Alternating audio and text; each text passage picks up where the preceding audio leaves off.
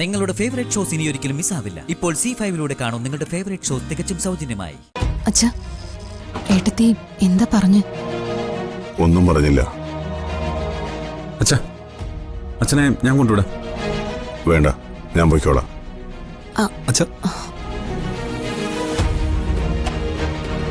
സിസ്റ്ററെ, എനിക്കൊരു fresh orange juice വേണം. പുറത്ത് അർച്ചന എന്ന് പറഞ്ഞൊരുത്തെ നിപ്പുണ്ടാവും. അവളോട് പറഞ്ഞാൽ മതി, അവള് പോയി വാങ്ങിച്ചോണ്ട് വരും. ശരി, പറയാം.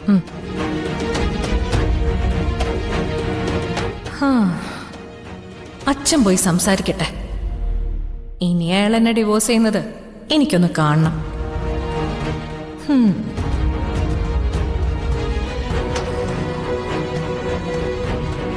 നിങ്ങളാണോ അർച്ചന?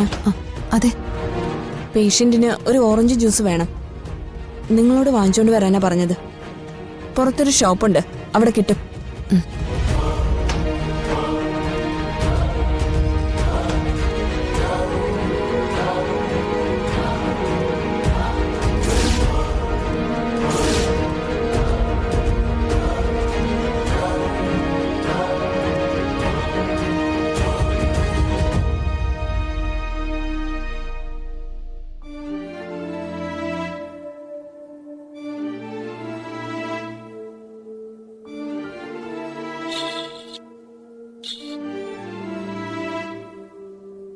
ഏട്ടത്തിക്ക് ഇപ്പൊ എങ്ങനെയുണ്ട്?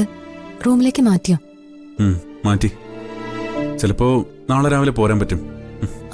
അടുത്ത ആരാ ഉള്ളത്? നന്ദേട്ടനാണോ? നന്ദേട്ടനെ മഷിയിട്ട് നോക്കിയിട്ട് പോലും അവിടെ ഒന്നും കണ്ടില്ല. വൈകുന്നേരത്താ ഇപ്പൊ വരാന്ന് പറഞ്ഞ് പോയതാ. ഇപ്പോ അടുത്തൊരു നേഴ്സുണ്ട്. അല്ല, തനിക്കെന്ത് തോന്നുന്നു?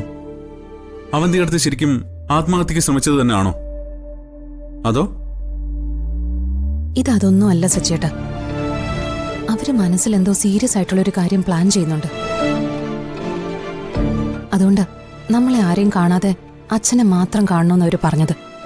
ഏട്ടത്തെ കണ്ടിട്ട് പുറത്തിറങ്ങിയത് മുതലേ അച്ഛനും ആകെ ഗൗരവത്തില.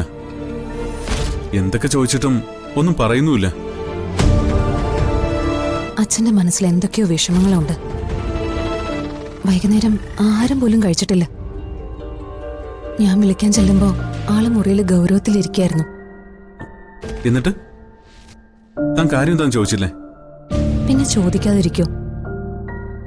അച്ഛന്റെ മുഖത്തൊരു മാറ്റം വന്നാ എനിക്കറിയില്ല ഉള്ളിലെ വിഷമം.